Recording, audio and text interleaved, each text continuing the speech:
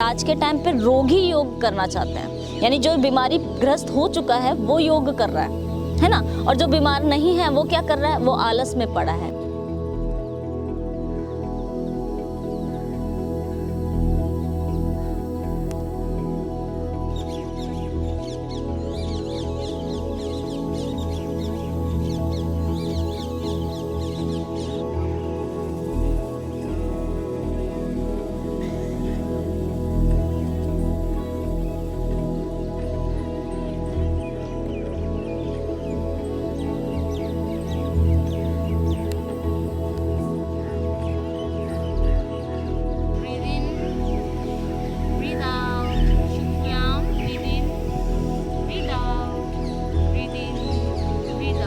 जो हमारे ग्रंथों में योग के बारे में लिखा है वो बहुत डिफ़िकल्ट लैंग्वेज में लिखा है। अगर मैं उसे आसान लैंग्वेज में आपको इस आधुनिक काल के तौर पे बताऊं तो योग का एक सिंपल मतलब समझना बहुत ज़रूरी है। योग का मतलब है जुड़ना।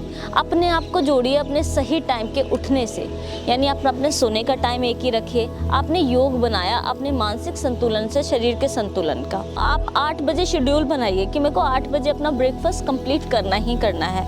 ये क्या हुआ, आपके स्टमक यानी आपका मानसिक संतुलन आपके पेट के डाइजेस्टिव सिस्टम के साथ अपने आप ही जुड़ गया, ठीक है। और जब खाना आपकी बॉडी में जा रहा है तो इजी टू डाइजेस्ट होगा।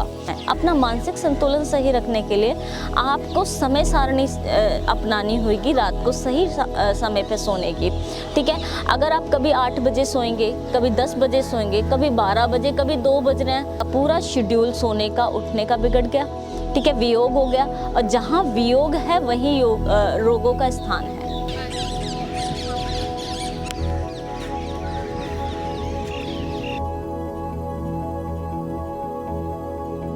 आप और डेप्थ में पढ़ेंगे या और आगे तक जाएंगे तो हमारे योग में कुछ घर्षण क्रियाएं भी बताई गई हैं जिनके ऊपर कोई ध्यान नहीं देता। घर्षण क्रियाएं आपको रोज़ सुबेरे उठ के जरूर करनी चाहिए। सुबह उठ के जब आप घर्षण क्रिया करेंगे तो आपके घर्षण क्रिया का पहला जो राउंड होगा वो ये ऐसा होगा कि मान लीजिए आप सबसे पहले उठते ही अपने हाथों को घर्षण करेंगे, फिर चेहरे पे लगाएंगे। इसके अलावा अपने तालू को ठोकेंगे 25 बार, ठीक है। अपने कर्ण इंद्रियों को जगाएंगे। इस प्रकार की कुछ घर्षण क्रियाएं हैं, जीवा की रोटेशंस हैं और आई रोटेशंस हैं, ये आपकी डेली लाइफ में होनी चाहिए। सांस भरें, सांस छोड़ें।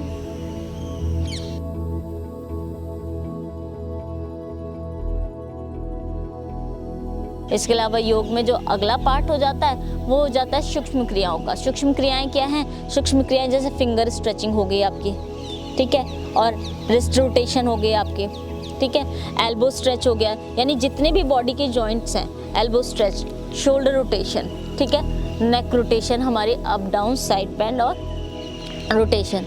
और शोल्डर रोटेशन के बाद सीधे आगे हमारी टो रोटेशन। पैरों की टो रोटेशन में भी इस तरीके से करते हैं जैसे हाथों की रोटेशन करते हैं। Knee rotation, then last hip rotation. 1 2 3 4 5, then clockwise anti clockwise hip rotation, ठीक है। 1 2 3 4 5। जो स्वस्थ हैं और अपने आप को स्वस्थ रखने के लिए योग कर रहे हैं उनको 5 चीज़ों का हमेशा ध्यान रखना चाहिए। 5 चीज़ें क्या? योग में सिंपल 5 चीज़ों का ध्यान रखिए। आप आसनों पे जाएंगे तो बैकवर्ड बेंडिंग आसन, फॉरवर्ड बेंडिंग आसन, ट्विस्टिंग पोस्चर्स, ठीक है, और बैलेंसिंग और स्ट्रेचिंग। ये 5 बॉडी की हमारी आकृतियाँ हैं। इन 5 को आपको कवर करके रखना है।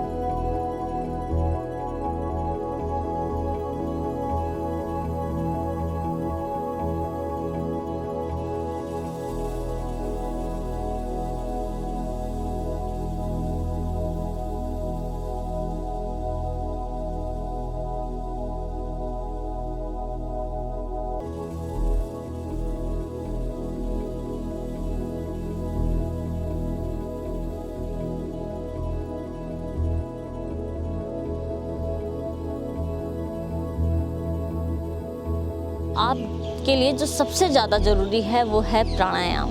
प्राणायाम का मतलब है प्राणों का आयाम करना। आयाम मतलब इकट्ठा करना। आपने सुना होगा सब चीज़ों का सबसे अच्छा प्राणायाम अनुलोम विलोम, जिसे सभी, चाहे वो बहुत ही गंभीर रोगी हो, किसी गंभीर रोग का रोगी हो, चाहे वो स्वस्थ व्यक्ति हो, किसी भी बीमारी का व्यक्ति हो, वो सभी अनुलोम विलोम कर सकते हैं। भ्रामरी प्राणायाम, अनुलोम विलोम प्राणायाम और सेक्शनल ब्रीदिंग, इन तीनों को आप अपने डेली लाइफ रूटीन में अपनाइए और आपके लिए बहुत फायदेमंद है। इनके फ़ायदे क्या हैं आपको मैं बता दूं। ये आपके सेल्स को एक्टिव करता है, आपके हार्मोन्स को बैलेंस रखता है, आपकी सारी ग्लैंड्स को एक्टिव रखता है, आपकी मास्टर ग्लैंड्स को इतना एक्टिव रखता है कि वो बाकी सारी ग्लैंड्स को जो स्टिमुलेशंस होते हैं वो देने में सक्षम हो पाती है और आपकी बॉडी पूरी तरीके से काम कर पाती है।